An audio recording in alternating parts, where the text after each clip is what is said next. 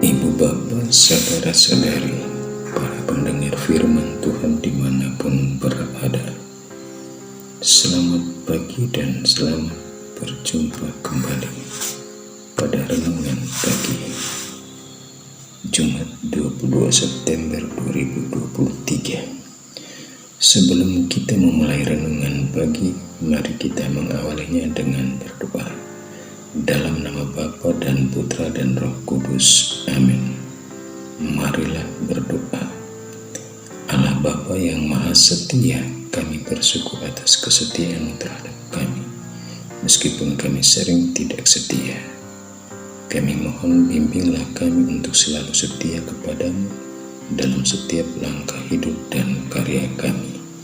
Demi Kristus Tuhan dan pengantara kami, kini dan sepanjang masa. Amin. Bacaan suci untuk renungan pagi ini saya ambil dari Injil Lukas bab 8 ayat 1-3. Tuhan bersamamu dan bersama rohmu. Inilah Injil suci menurut Lukas. Dimuliakanlah Tuhan. Yesus berkeliling dari kota ke kota dan dari desa ke desa, memberitahukan Injil Kerajaan Allah.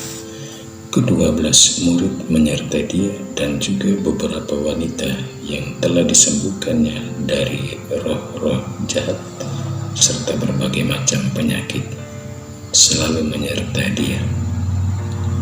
Para wanita itu ialah Maria yang disebut Magdalena, yang telah dibebaskan dari 7 setan, Yohana istri Kusa, Bendahara Herodes, Susana, dan masih banyak lagi yang lain. Wanita-wanita itu melayani seluruh rombongan dengan harta dan kekayaan mereka. Demikianlah sabda Tuhan. Terpujilah Kristus.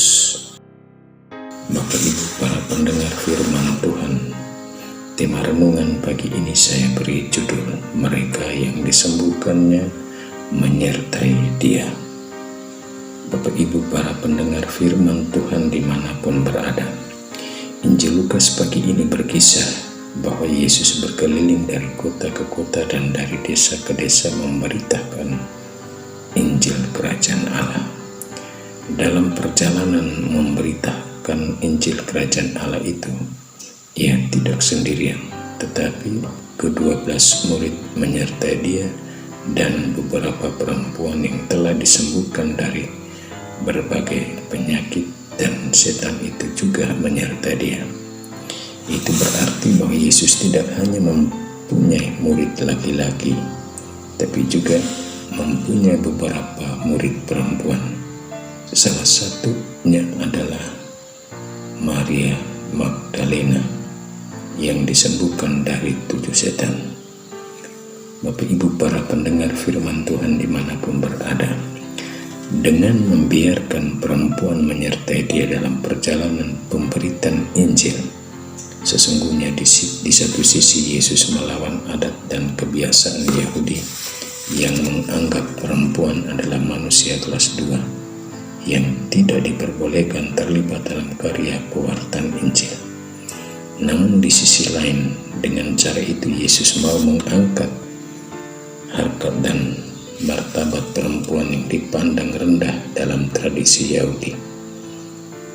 Menarik bahwa perempuan-perempuan itu bukan sekedar menyertai Yesus dan para murid dalam pewartaan Injil Kerajaan Allah, tapi mereka melayani Yesus dan murid-murid berserta seluruh rombongan yang mengikuti Yesus dalam karya pewartaan itu dengan harta dan kekayaan mereka. Bapak Ibu para pendengar firman Tuhan dimanapun berada, pada titik ini dapat kita lihat 2 hal yang boleh kita ambil hikmahnya bagi kita orang Kristen yang menyebut diri murid Yesus. Pertama, dalam kaitan dengan gender yang gencar dibicarakan dalam dunia saat ini, ternyata perhatian terhadap perempuan dan melibatkan kaum perempuan dalam tugas pelayanan terhadap orang banyak telah dimulai oleh Yesus. meskipun hal itu bertentangan dengan adat istiadat dan budaya Yahudi. Kedua, agar karya pewartaan Injil Kerajaan Allah dapat terlaksana atau berjalan dengan baik, perlu juga ada orang lain yang merelakan harta dan kekayaan untuk membantu melancarkan karya pewartaan itu. Dan hal itu telah ditunjukkan oleh para perempuan yang setelah disembuhkan dari setan dan berbagai penyakit. Kiranya semangat Yesus yang berjalan dari kota ke kota dan dari desa ke desa untuk memberitakan Injil Kerajaan Allah dan kerelaan para wanita dalam semangat para wanita dalam Injil yang kita renungkan ini menginspirasi kita orang Kristiani zaman ini untuk terlibat dalam karya pastoral di tengah dunia, baik laki-laki maupun perempuan, dan menginspirasi kita orang-orang Kristen untuk merelakan diri dan juga rela memberikan apapun yang kita miliki untuk membantu karya pewartaan Injil Kerajaan Allah. Misalnya dalam memberi kolektif di gereja dengan rela dan jangan dengan terpaksa, karena Tuhan sendiri pernah berkata, barang siapa memberi dengan sukacita, ia akan menuai dengan sukacita pula. Dan sesungguhnya jika kita memberi dengan sukacita, maka kita juga akan mendapatkan berkat berlimpah dari Tuhan. Dan barang siapa memberi sedikit, ia akan menuai sedikit. Amin.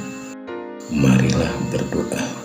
Allah yang Maha Kuasa dan kekal, semoga Engkau tanamkan dalam di hati kami semangat untuk memberi dan berbagi apapun yang kami miliki untuk Engkau dan sesama kami, agar hidup kami juga senantiasa dilimpah dengan segala berkat.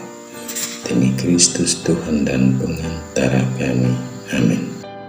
Marilah mohon berkat Tuhan. Tuhan bersamamu dan bersama rohmu. Semoga seluruh hidup dan karya dan semua orang yang kita jumpai hari ini dinaungi, dilindungi dan dibimbing oleh berkat Allah yang Maha Kuasa, Bapa, Putra dan Roh Kudus. Amin. Selamat beraktivitas, Tuhan memberkati.